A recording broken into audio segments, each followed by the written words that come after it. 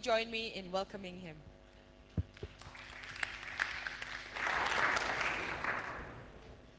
Is this working? Yeah, I think so. Okay, thanks everybody for showing up. I know this is right after lunch. Hopefully I won't put you guys to sleep. Try my best. If it's too bad, just throw a bottle of water on me and I'll wake up too. As you said, my name is Luiz Eduardo. I work for a company called New Security, and I'm a security engineer, pretty much focused on networking. Been working with networking for over 15 years, and what else do I do?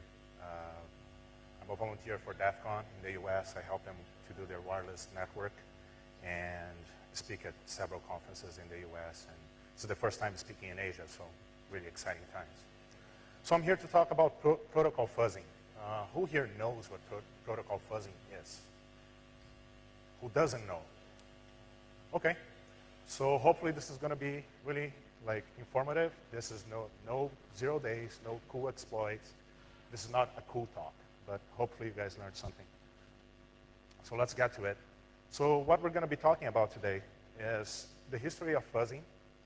Fuzzing, again, we're going to get into more details, but there's fuzzing and there's protocol fuzzing. I'm going to explain what fuzzing is, just like an overview, like a 30,000 feet kind of idea, but I'm going to focus on protocol fuzzing, what that is, and just go through all the techniques and all the way how things work and the challenges when you try to fuzz something, what's the purpose of fuzzing, and at the end I'm going to say, I have a few ideas that maybe it's going to take off, maybe they're not going to take off, so let's see how this goes. If you don't understand me, if it's going too fast, also let me know, because you know how it goes. So anyways, fuzzing, what is fuzzing? Fuzzing was from the research that I've done, and pretty much everybody says that. Fuzzing was born in 1989 at the University of Madison in the United States, and was created by Professor Barton Miller. They created fuzzing to test Unix systems, like internal fuzzing. So what is fuzzing? What does the word fuzzing mean, right? Fuzzing is, I think the best way to describe fuzzing is negative testing. You throw bad input, invalid input, or semi-invalid input into something, and that thing in theory should drop it. And amazingly enough, like applications, servers, routers, firewalls, anything, amazingly enough, they crash, or it could lead to an exploit, remote code execution, or something like that when they receive these type of packets. So why did they create that? Is, again, negative testing. And although fuzzing is not new at all, it's almost, 20 years old, it became like a big thing in the past few years. It's being used for a while. We're going to go through the tools that people wrote and have been using for a while. But in the past few years, if you check the zero-day exploits or the zero-day vulnerabilities that were found, most of them were found by protocol fuzzing, just because I think products and people don't, how can I say this? People don't get bonuses, they don't get any incentive about testing security. And testing security is really hard. It's something you cannot quantify how much security was tested.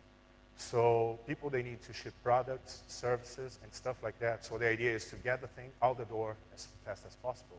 And security testing, unfortunately, it's not done correctly most of the time.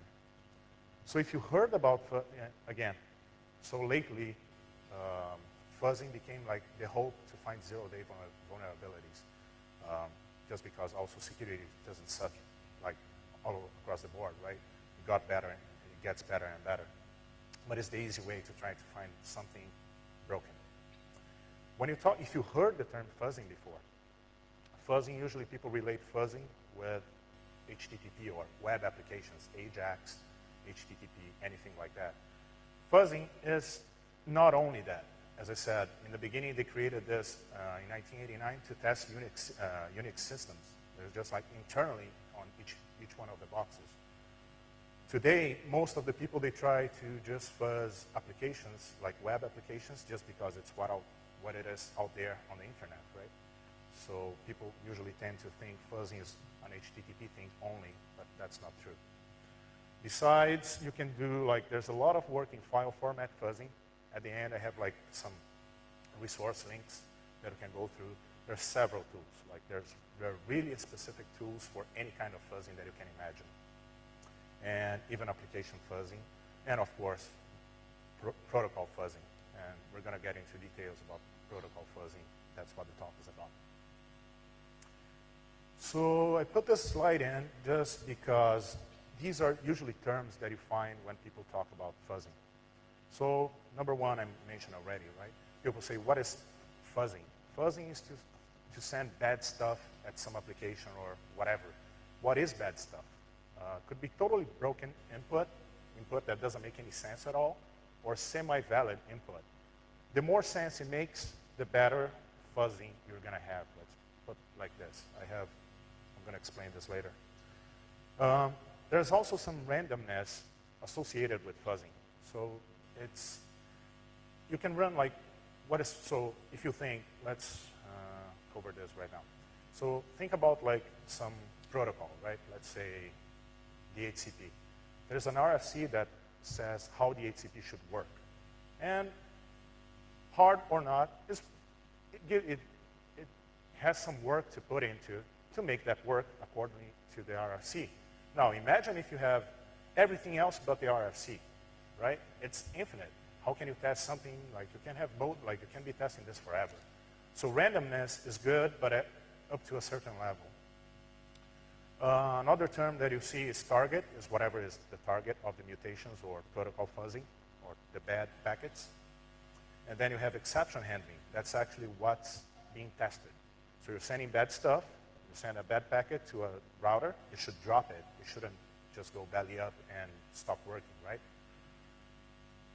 Instrumentation, there are several types of instrumentation. Usually instrumentation is to send a valid packet. So depending on the type of fuzzing that you're using, you send not only bad packets, right? Somehow you need to know if the device is still responding or if the application is still responding or not. So you have to send a valid packet in order to know, oh, the device is still there. So that's another term. Some people tell this, and actually I tend to agree, that fuzzing is more than just like a methodology to break stuff. It's more like an art. And if you think like the way that things evolved for the past 20 years, like the fuzzers or the fuzzing frameworks that we're going to go through in a little bit, they are really, like, they're really good. Like if you think it's just people thinking outside the box. So that's a cool thing. Agents, nothing to do with the matrix. Agents are, depending on what you're fuzzing, you need to know it's part of the instrumentation monitoring kind of thing. If you're testing a web server or something, you need to know if that thing actually what it's doing. Sometimes breaking is not, like, of course, depending on the perspective, breaking is the goal of fuzzing. But sometimes you want to know exactly what the problem is, or you want to debug something. You want to see if it's causing memory leaks, if it's causing CPU spikes. And for usually like computers, you can put an agent there that you can monitor, and there are several agents that do that. When I talk about protocol fuzzing, I mostly talk about network devices. So usually network devices, you cannot install an agent into a Cisco router, for example. So usually the manufacturer, or if you have if you have a console or something like that, and you have debug commands that you can use to see what's happening on the box, that's a good thing. FX, he's not here. FX was giving a talk later on today. He did lots of work with Cisco devices before, and he actually wrote some GDB debugger for Cisco devices that work with other devices as well. So that's a really good job he did, because it's really hard to track something usually when you do not have access to the source code. Having said that, that reminds me of something that I didn't put on any slide, is that if you think about fuzzing, you're testing, how can I say this? Oh, it's actually right there, negative testing. But not only negative testing in the sense of waiting for the device to break or see how it does exception handling, but mostly in how people, the perception of the people. So I worked for network manufacturers before, and this was a long time ago. I'm sure that it changed today. But I remember so many times when I had like problems with network devices, and I walk up to the developer and I say, hey, you're late. You say, oh, the router broke when you send this type of packet. They're like, well, but this packet is malformed. It's not according to the RFC. They're like, yeah, but still, you shouldn't crash the box. And I had to say that so many times. Okay, or the other thing is, the other one that I heard a lot is this one here. People are not supposed to send these types of packets. Well, that's not another good argument, right? Several years ago, Cisco had a bug that, like, everybody knows what BGP is, by any chance? Okay. BGP is the protocol that mostly runs the internet, right? The internet runs on BGP. That's how they exchange routes and all that good stuff. Cisco had a bug that they were advertising some iBGP attributes on eBGP connections. Some internal stuff they were sending on external stuff. Guess what? Was there a bug? And that's okay. They fixed that. But some other devices from other vendors, when they saw internal attributes on external connections, they would just reset the connection. So the internet pretty much stopped. That's another type of exception handling. So when you talk about fuzzing, fuzzing is not only for break stuff, but also for interoperability and stuff like that. So what is fuzzable, what is not fuzzable, right? People, today they get it already. That's kind of what I have in the conclusion. But some people get fuzzing already. Some people just don't understand what it is. Some people, when you explain, they're like, yeah, but that doesn't make any sense until they see, what it can cause. So you see our friend here in that movie. Anybody knows what movie this is? No? Firewall. Thank you. So he's the CSO or something for a bank, and when something bad happens, he acts all scared. And our fuzzy friend here actually is scaring him. But his old friend from several years ago, I think, is fuzzy too. So just going back, right? What can be fuzzed? Anything. Anything you can throw bad input on anything. You can walk to the hotel reception desk, and you can ask totally random stuff and you can see how they react. You can fuzz anything in the world, pretty much. But talking about computers and IT in general, you can fuzz protocols, you can fuzz applications, you can test network devices, anything that runs, talking about protocol fuzzing, anything that runs TCP/IP. So why fuzzing is becoming really popular?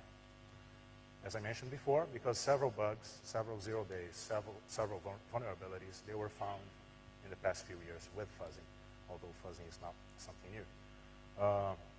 Some of them, they actually made the news. If you check the media, websites and stuff like that, like the Apple bug last year that was announced on Black Hat, that was found by fuzzing, not protocol fuzzing, lower level driver fuzzing.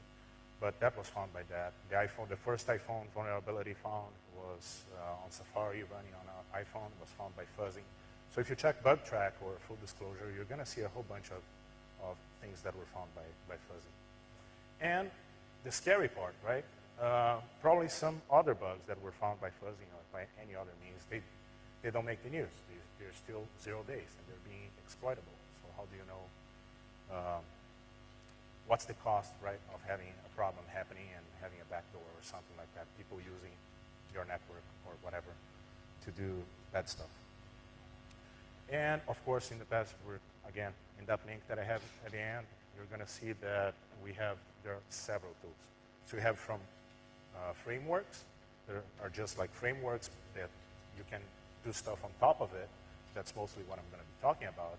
To really specific fuzzers. You have fuzzers for, SNMP, and you have fuzzers for SIP. You have really specific by protocol or applications. Corporate fuzzing.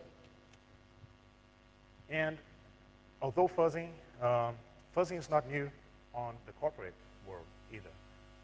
The big companies, some big companies that we all know and heard about, they have really good security research teams, and they wrote their own fuzzers. They know their protocols. They're like, since I know my protocol, I can try to break it.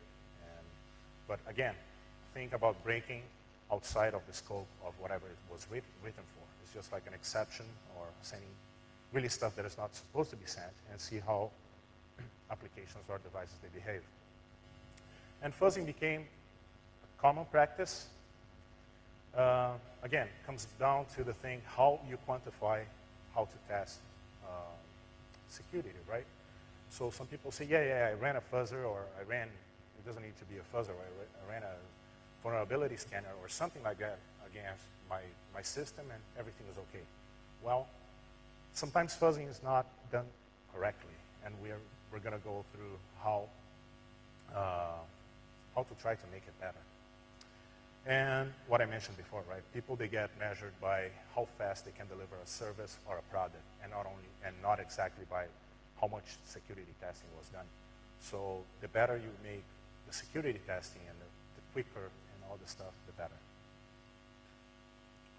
So finally, protocol fuzzing. The best term that I like to describe protocol fuzzing is protocol abuse. You're sending stuff that you're not supposed to. When I say sending stuff that you're not supposed to, that's another good thing to remember. I'm not talking about flooding, like sending a whole bunch of packets at once. It can happen. That's the easiest way to fuzz, actually. With one Linux command, you can send a whole bunch of bad packets. But it doesn't make sense to, when I say abuse, is actually testing each one of the cases, like sending broken packets. What are broken packets? I think it's on the next slide. We're going to go through each one of those. And again, it's somebody says, oh, it's testing security. It's not really security. It's testing the robustness, right? If you send a bad packet and the device crashes, well, that's not a good thing, but maybe it's not security, right? Could be a DOS. Again, people relate DOS to flooding, but if you take a service down, it doesn't mean if it's with one packet or several, right? Service is down. But again, you're testing how robust that target is. And, well, I just mentioned that. Could be like from crashes, and usually what people try to use fuzzing, like security researchers and pen testers, what they try to do with fuzzing is to get some device, usually a server, in a state that the device can run some remote code execution or something like that. So that would be like the way to open the door to do some bad stuff to the system. And as I mentioned before, it's already hard to follow the specs of RFCs. Imagine if you try to do something else. It's an infinite world out there. And people really get confused with VA scanners. Oh, fuzzers and VA scanners, it's totally easy to understand how they're not the same thing. VA scanners, just like pretty much anything on the internet or about security today, it's about known vulnerabilities, stuff that people know about. So they have IDSs, they have signatures that have to match whatever virus or malware, whatever is being sent over the network. Fuzzing is totally the unknown stuff. And people refer to fuzzing as sometimes attacks. They're not really attacks, right? They're just bad packets, but the consequence could be a bad thing. That's where the security comes into play. So what is a broken packet? Broken packet, I like to define that like 3 ways to break a packet. The structure of the packet. So the packet, like by the RFC, it says this packet has this and this and this field. You just send packets missing fields and see how that breaks. State. Some protocols are stateful. Has some sort of handshake mechanism or something like that. If you break the state, how does the device behave? You start the handshake process and you stop, or you send packets out of order, how the device treats that. And sometimes they break. They break really bad. And semantics. Semantics is pretty much saying, let's say, an invalid string, that's one example, or send an overflow or an underflow. You say you have this packet containing this field, and that's how large it is, and you don't send anything there. Or it's supposed to have a number. You send a string. And again, fuzzing could be, I think that's how it was categorized in the past few, or for a long time, it's just like, this is stupid. This doesn't make any sense. And it doesn't sometimes, but it got better. So what can you fuzz? What protocols, right? We talked about applications and servers and network devices, but what protocols can you fuzz? Anything. You can fuzz from the lower level layer 2 protocols, or even drivers, to layer 2, to IP, TCP, and up to the application level. So, oh, they have a counter. That's cool. So I have half hour still. But what is easy? What type of applications people focus on fuzzing? The newer stuff, the stuff that is not mature. If you try to fuzz ICMP, hopefully devices are not going to break when you send ICMP packets. Sometimes they do, but it's really a mature protocol. But when you talk about SIP, IPv6, I've seen like cases that in IPv4, you're testing TCP or some higher level application like on IPv4, it works perfect. You put IPv6 instead, it totally breaks, just because it's not that mature yet, like in the market forever. SCADA systems. I'm going to get into critical infrastructure in a little bit. Who saw the talk yesterday about SCADA? So that's something, so SCADA systems, they're fairly newly connected to the internet, right? They used to be separate systems, now they're somehow connected to the internet. So it's not that people did that on purpose. They didn't write bad protocols or stuff like that, but they just didn't think, right? And when you talk about critical infrastructure, breaking that and causing a DOS could be really bad. And I have some crazy thoughts about critical systems, so I'm going to get to that towards the end. Wireless, last year at Black Hat was the Apple thing. People freaked out, right? You didn't even need to be connected to an access point to be exploitable. Just have your card on, and that would be exploitable. That's pretty bad. Bluetooth. Who saw the last talk here? So how was that? I didn't see that. I was getting ready for this one.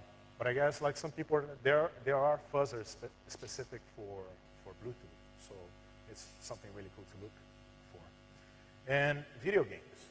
You can fuzz, again, everything. Like there are PS3s, there are Wii's, there are, what else? Xboxes, they connect to the internet as well, right? What can you do with that? And then you go back to one of the keynotes yesterday, right? People, like, the real life and the online life, they're all merging together. And it goes back to the thing that I'm going to talk about, critical systems anyways. So let's get to the point that things get probably a little interesting. Nonsense, so let's talk about protocol fuzzing, finally. Nonsense fuzzing. What is nonsense fuzzing for me? Is you have one network device, you have IP connectivity with that device, and you just send bad packets. How do you send bad packets? How do you generate bad packets? I don't know, there's actually a really good book about fuzzing written from Tajam, Amini, and two other guys, and he has a great example there. You just cat /dad/u random, and you point that to a netcat to any port, or to a NIC card, and just send random stuff on the NIC card. I have some packet captures that I'm going to show you guys later. And you can see that sometimes the packets make no sense. Sometimes they think it's something like some valid packet trying to do, for example, a DNS zone transfer or something like that. And I was just sending random packets. So that's kind of scary how things could break so easy. But again, the point here of nonsense fuzzing is just throw bad packets. It's the worst, is the easiest, dumbest way to do fuzzing, but you can break stuff. The problem with that, and that's one of the challenges, I have a challenges slide, it's not monitoring. Monitoring is one of the challenges, but reproducibility. If I leave my laptop running with this kind of totally random stuff, I come back, I break something, like, excellent, I broke it. How do I reproduce that? What actually packet caused the problem to break? If I'm not sniffing, even if you're sniffing, right, you're sending a whole bunch of packets. How do you determine what's the fault, do the fault isolation? What's the packet that actually caused the problem? Reproducibility is really important in fuzzing. Then going a level up, right, you have session-based fuzzing. What is session-based fuzzing? Let's say you want to test the FTP protocol in some device, in some server. You want to break FTP. That means that whatever underlying parts, like IP and TCP, you're not going to try to break that part of the packet, right? Because, of course, if you break IP, everything else is going to break. But again, you're breaking IP, you're not breaking FTP. So this is what mostly is being done lately with fuzzing, is do a session-based fuzzing. You want to test a certain protocol, you send things on that level. Finally, how things are actually happening right now. It's stateful-based fuzzing. It's pretty much like the one before. The difference is that you're interacting, or the fuzzer is actually interacting with the device. So you're not only sending valid packets or every once in a while to test HTTP GETs and stuff. You're actually following what the protocol says, following a conversation, following a stream to try to break stuff. We're going to see some cool stuff on the challenges too.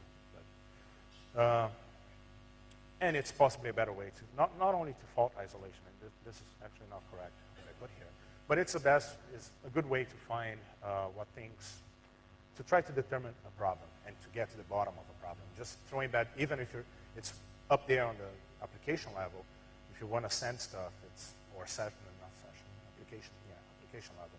To send that on the application level, you might break it, but again, it could be hidden. You might not get all the corner cases because you're not going to hit that part of the code. That's the important part. So what techniques people use to do fuzzing? And this is, again, this is fuzzing in general, actually. Totally generate packets at random or pseudo-random techniques. So you're generating packets, and hopefully you're able to go back and see what, if you have to replay that or reproduce that, you're going to do that. Or you have some sort of database, like how do I break TCP? And you have a database, and you're going to run exactly the same test cases against something. Which one is better? Really hard to tell, right? Because if you think random, like the random one, you could run this test forever. Random is random and infinite. So what can you do? Like, it's going to run forever. You might find tons of bugs, but when to stop. That's the whole thing about fuzzing, when to stop. Then you got the other one. The other one has a certain number of test cases. You run that, and it ends, and that's it. How sure goes back to that thing? How can you quantify how much was tested? You can run for several days. You can run for a week. Sometimes it's not going to be enough. I like to think that a mix of both would be a good thing. Leave, like, for the people to choose what to do, how random they want to get. So, and what type of, kind of, you put limitations. I'm not sure if there's a tool that you can do that today. So that's something that, for me, almost last slide, one of the things that hopefully I'm going to have time to try to work on soon. So the challenges, these are just some of the challenges, but probably the main ones. Number one is fault isolation, as I mentioned. If you cannot reproduce a problem, even if you broke something, wow, I broke it, really cool. How do I do that again? Good luck if it's totally random. One that is really, really, really hard is the bug behind the bug, right? Let's say you sent a packet, it broke something, and you're only going to find, like, how can you test if there's something broken behind that thing? So somebody has to fix the problem, then you run the same test to hopefully hit that problem. So it's totally, the goal of fuzzing is to do like a code coverage, right? Try to exercise all the cases that you're supposed to handle. Slow protocol implementations. That's something that it really sucks when you're trying to do some tests. You're trying to run something against a box, and the box either, like, let's say it's a firewall or some sort of box that says, well, I don't accept any packets from you anymore. That's one problem. The other problem would be really slow implementations. So you're trying to send, if you're sending some sort of instrumentation, some valid packets, one device answers, like, the timeout is higher than the other one. So your test that was supposed to run in an hour could take a few days. It happened to me testing some device that I had like 5 protocols. It ran in 1 day. I added SSH to the thing, and then it became like a 6-day test. That kind of sucks, right? And it goes like from implementation to implementation. If you get SIP, for example, SIP is, there are so many cases, and it's a protocol that is, there's so many applications. There's not only like commercial applications, there are other applications as well. And each one does like things differently. Although SIP has a standard, people do like totally crazy implementations. And monitoring the target, I mentioned this in the beginning, right? If you have some sort of either agent that you can run on the device, that's the best way to do it. Usually testing networking devices, you don't know what, you don't have access to the source code. So that's another thing. People refer to fuzzing. You're going to find in books, websites, whatever. You're going to find that people say it's black box testing, which I kind of disagree, or it could be. You could just throw bad packets at some device. But gray box testing, which is another gray area there, right? If you have some intent, if you know something about the device you're testing, the better chance is that you're going to break and be successful in whatever you're trying to do. And for servers and stuff like that, it's easier to just run the agent, and fairly enough. Usually with networking devices, I think one of the best ways is just try to use a console or SSH telnet and just run some commands that you happen to know that you're going to be looking for some faults. Remember, fuzzing also is not only about breaking a device. It could cause some delays, like CPU spikes. So valid traffic is affected by the bad packets you're sending there. So what tools do we have? I just put a really, really tiny summary here of the tools. There are so many, but these are mostly the frameworks, but the first one, all of them but the first one. But what are the tools that you can use to fuzz? Number one is yourself. It's a pain in the butt, but you can do it. You just do, like, you change the packets manually, you send one at a time. The cool thing is that the reproducibility is going to be good, because hopefully you know what you're doing. But again, it's really slow, it's tedious, but again, you can do that. If you reverse engineer some code of something and you want to just look for registers and stuff like that, you can do it. Tedious, but could be really effective. Just real quick about all the tools that are out here. Spike is the most, I guess, the most famous one. Was written by Dave Vitale from Immunity Security. And he wrote this in C. And the cool thing about this is block-based. What does that mean? There's a link at the end as well for that. But block-based is an easy way to define, let's say, objects. How to, so it's, what's the word that I'm looking for? Not expandable, but forgot now. Bad English. Anyways, it's easy to, you don't have to, what's the word? You have to, not to kind of expand, right? You want to, it's easy to, okay, I'll remember later. But it's easy to implement. You don't have to write the same thing again. You're just like looking for, you do a structured based, and you're saying this protocol is really similar to this protocol, or you're looking for this, you just define a block. You don't have to do like static stuff. There's more dynamic stuff. Protos, that was created in Finland.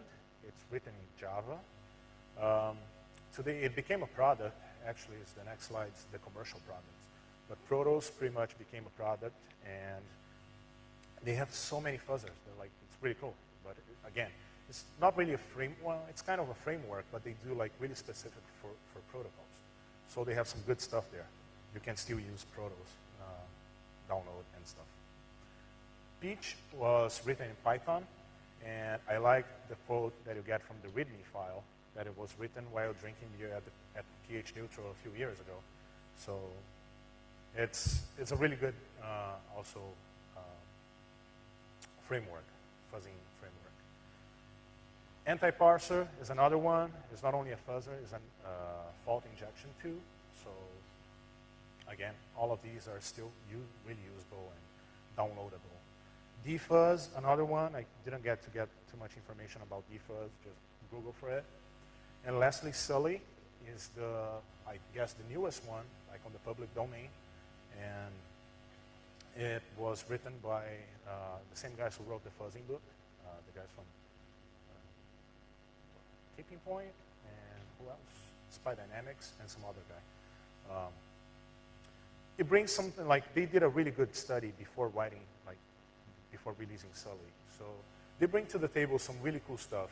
One of them is parallel fuzzing, which you can do with other fuzzers, but you can like either have to use two machines doing the same thing. just try to break something faster. So parallel fuzzing is one cool thing. And Legos is the definition they use for objects. So you actually create objects that you can use on different fuzzing. So you're kind of creating templates for stuff that you want to do for whatever protocol. That helps. Commercial stuff, these are the people who make commercial protocol fuzzers. Of course, I'm not going to talk about my company or my competition, but here's a list of whomever do commercial protocol fuzzers. Getting creative, right? So how do we try to break stuff faster and more effective? That's the goal, right? Fuzzing is just like we were talking last night over dinner about scanning, using some sort of scanning, protocol scanning tool. Sometimes it takes forever. And, well, it's okay, but if you can do something faster, right? If you're a consulting company and you're charging your customer per hour, of course you're making more money if whatever tool takes forever to run. But at the same time, you kind of could feel a little bad that you're just sitting there waiting for some tool to run. So if you get creative to make things faster and more effective, that would help. So what people usually do, right? Different fuzzing tools at the same time. Again, the trade-off with that is if you break something, cool, but again, you're adding some like more variables to the thing. So which one broke what? So monitoring is really important. Using the same fuzzing tool, doing like parallel fuzzing. So you're fuzzing one protocol, you can use Sully to do that, or if you have like some device that has two NIC cards, you can send to break one protocol and then another protocol. Depending on the application, some applications might use more than one protocol, right? Use TCP for something and UDP for some sort of heartbeat. So that would be a really useful way to try to break both at the same time. What usually people do is use a traffic generator, any type of traffic generator to send valid packets, because that's how usually people like quality assurance people, that's what they know, right? They test performance and features. So if it doesn't, they're really used to this. So if it doesn't work, that means there's a bug and somebody has to fix it. When you send bad stuff, it could lead to a vulnerability. That would be a bad thing. So people are still trying to like getting to understand this. But sometimes you send just like bad packets at one device, nothing happens. Now, if you send lots of traffic and then you start sending bad packets, that could lead to a problem. So getting creative is really important. Again, fuzzing, writing tools and stuff is already a really creative task. But implementing, the more creative you are, the better. And of course, you can integrate with Nmap or any other port scanning thing just to make sure that you're testing, you're fuzzing, whatever protocols are there. I'm not going to be testing some device for BGP if it doesn't support or if it's not running BGP with some water.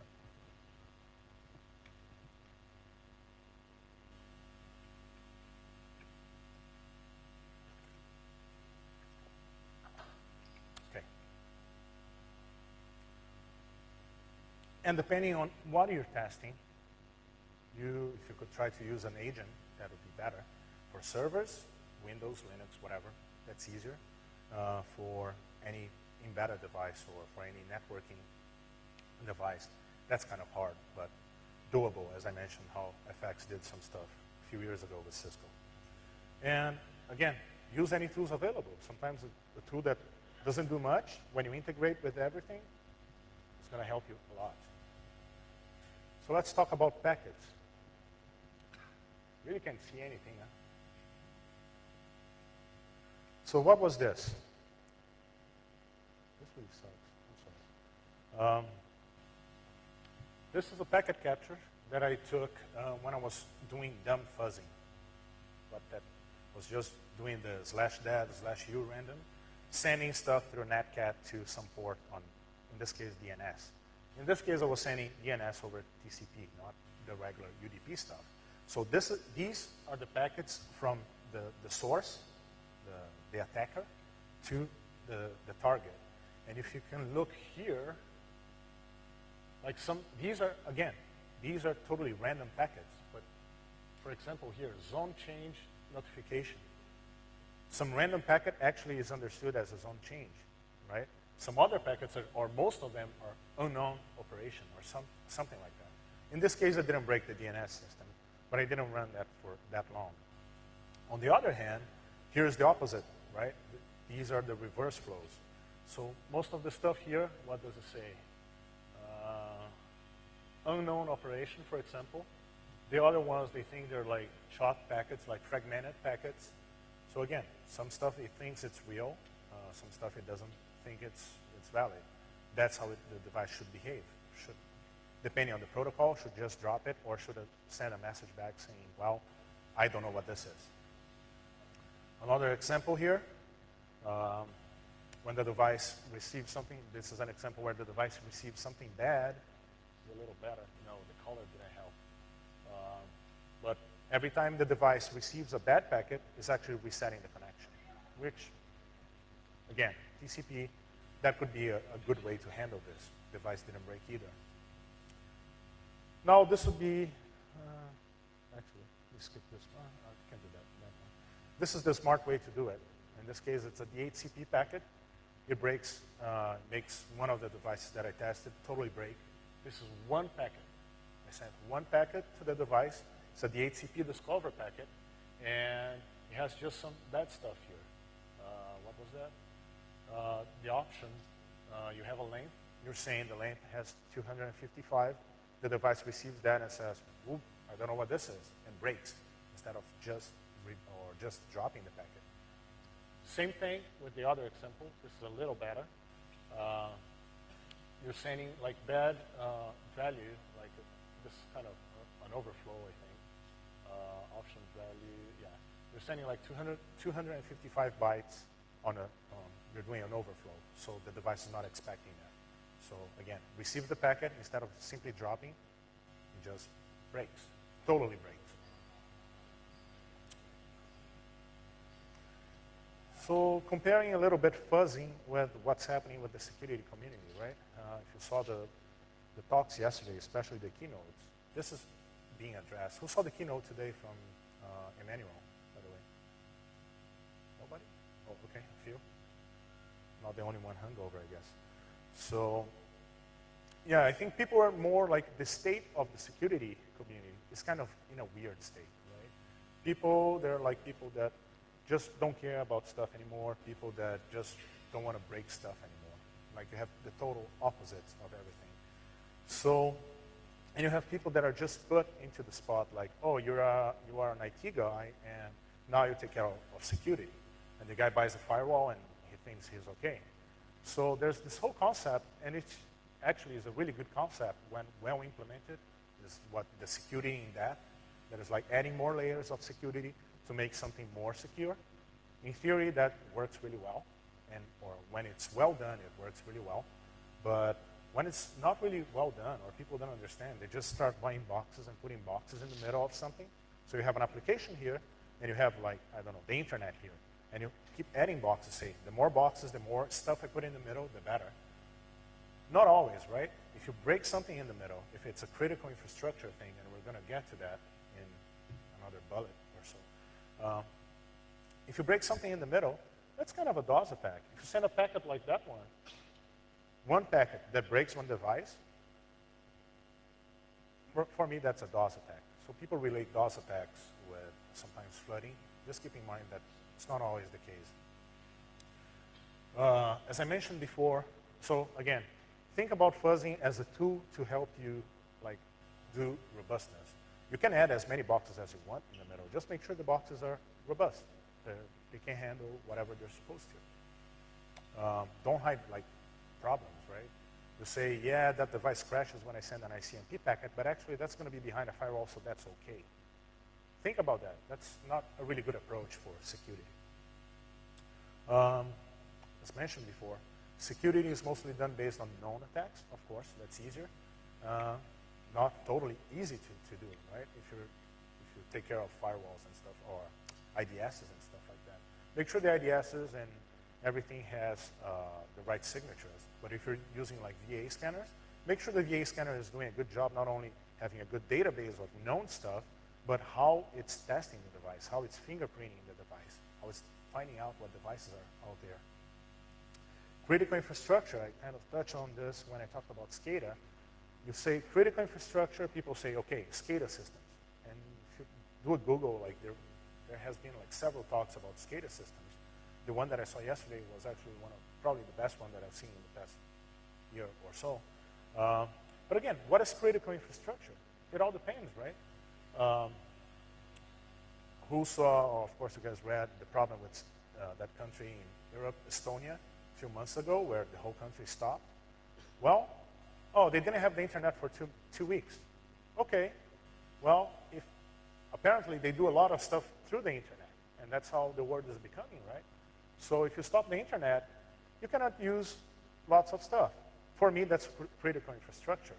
Apparently in Germany now, besides not being able to have networking attack tools or exploit tools, now if you DOS, if it's proven that you DOSed a system that is critical infrastructure, that is considered critical, you can go to jail for 6 years. So if somebody is running like on a really crappy web server, on really unpatched stuff, and the guy runs his, I don't know, something that is somehow critical on that server, if like 10 people access the thing at the same time and it's a really bad computer and you crash it, that's a bad thing. Come on. People have to be more reasonable, right? People have to understand security before making the laws. Some people are trying to fix security with laws and stuff they don't understand. That's not cool. So critical infrastructure, think about that. What is critical for who? Return of investment. If you saw Lance's talk yesterday, I put this after I saw his talk. What is return of investment? People like, if you get people that are high there, like on the upper level, upper management in security, well, ROI is that thing that you can like drink 10,000 beers and not get to the conclusion of it. But think about ROI on like, what is investment? Investment is in people, knowledge, and stuff like that. It's not only products, it's everything else. So keep that in mind as well. And fuzzing goes back to what I said in a few slides before, right? Fuzzing is just one of the tools. If you just run that, like the stupid test that I did, like just send random tests, you run that for 1 day, you didn't crash the box. Yes, I tested that, and it doesn't crash. I'm good. Of course, there's a limit of how much you have to test something, but keep in mind that other stuff also has to be tested, or the methodologies. The better way to do, the more effective, or the more effective, the better it will be. So real quick, because we're kind of running out of time, this is what I'm going to try to maybe do, or just totally forget about it in the near future. Not just like random stuff here, right? So number one, people understand fuzzing. Even people that didn't know, hopefully after this talk, you kind of have an idea what fuzzing is and how beneficial that could be. But again, that's not the very best thing in security. Other stuff is more important. It's like Schneier says, right? Security is not a product, it's a process. It's really hard to implement this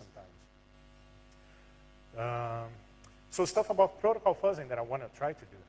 And hopefully it's not going to be that hard. But, make the stateful fuzzing more intelligent. What does that mean? I'm pretty sure that some stuff is going to be, or there are going to be some applications there that is actually, they're going to be like changing. They mutate in the middle. They're morphing during like using different protocols and stuff like that. That's one thing that, this is totally out there. Don't know how I'm going to try to do this, but maybe it's a cool thing. But what some people, I think some guys presented at Black Hat, they have the idea of doing a more like, you don't know anything about the box, and you're going to start like kind of interacting with the box or just sniffing packets to understand how certain protocol works, and then you start fuzzing on top of it. That's a really cool idea. Offline protocol fuzzing and protocol correlation. This is mostly probably to write a new framework if needed. Just get packet captures and run some tool just to analyze packets and maybe just rewrite and then you replay that PCAP. I don't know if that's cool or not. Redundant system testing. Some people, they say, yeah, let me fuzz this, and if it doesn't break, it doesn't break. Well, sometimes you have two routers running via RP. You broke one, the other one took over. and you don't know. Or if you're testing something on a chassis, like a big router, they have dual processors. Make sure that you know that you broke something. It's not because the device keeps working, not because instrumentation works, means that you didn't break anything. Fuzzing through tunnels, don't know if this is going to take off at all, but it's something that should be cool. You create, I don't know, HTTP tunnel or some VPN tunnel or something like that, and you fuzz through that to an endpoint. Maybe you're able to break stuff in the system through a tunnel that regularly just throwing TCP packets or whatever you're trying to test is not going to break, but through a tunnel, maybe do something to the processes. Proxy fuzzing, kind of the same thing. You fuzz, you create a tunnel, you send fuzzing to a certain point, not trying to break that device, but go after that. Like make something fuzz, relay the fuzzing for you. And one thing that I don't know either, fuzz through like, let's say traffic shapers. We have like today some traffic shapers that they do funny stuff with TCP to make like slower connections more effective. Send fuzzing through that or use that as a benefit for fuzzing. Another thing that I don't know how I'm going to do it, but it's an idea. So again, creativity is everything, not only for fuzzing, but for everything. And of course, people are going to try to integrate with other tools. Here are the resources that I have. Probably this presentation is going to be on the website soon of the conference. But the one that is really worth reading is this one, to understand the block-based approach that ITEL wrote this like years ago. Good morning. And that's it. Questions? We have 5 minutes or so. Any questions from the floor?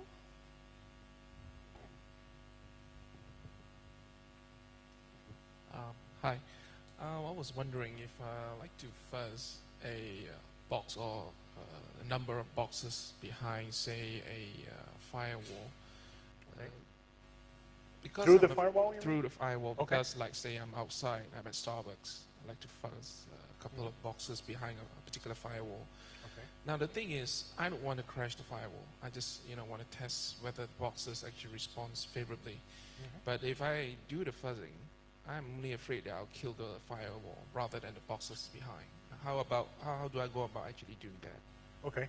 Yeah, that's a really good point, because usually sometimes people test, they want to just throw a fuzzer on a live network or a lab setup, is going through several boxes, and then the endpoint stops responding, and then you go back and you see that actually you broke something in the middle. I think one of the things, if it works well, is kind of do the tunnel thing that I have the idea to do. You create a tunnel, so the connection from your end, from the tester to the firewall is okay, and then you just kind of relay that through this tunnel. Could be SSH, could be some sort of VPN, any reliable tunnel. Next question, anyone else?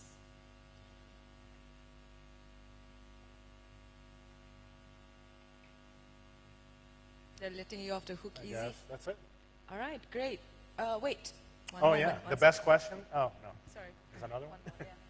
For different kind of protocol, how you can actually define what kind of input you're going to fuzz? Because a different kind of a protocol, they have they only accept different kind of input. Mm-hmm. Yeah, how you going to determine the useful fuzzing?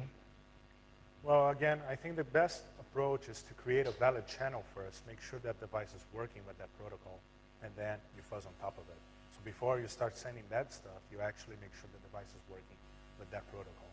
And again, if you're trying to break a higher level protocol, let's say FTP, what do? You make sure you don't break the underlying stuff. You don't break TCP, you don't break IP. You just break whatever it's intended to be broken. And the stateful fuzzing would be a cool thing too, right? To try to exercise all the cases. So you're not only sending packets at this port number and hopefully it breaks, you're actually interacting with the device, exercising all the valid or all the different types of messages it has. Any more questions? No, I think that's... We have the antivirus, right?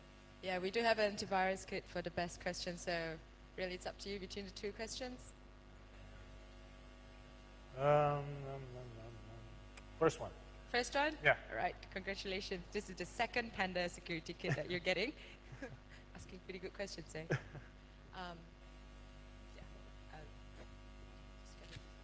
Actually, I think it's here. I'll pass it. All right, so thank you very much, Mr. Luiz, Eduardo. Thanks, guys. Really appreciate it.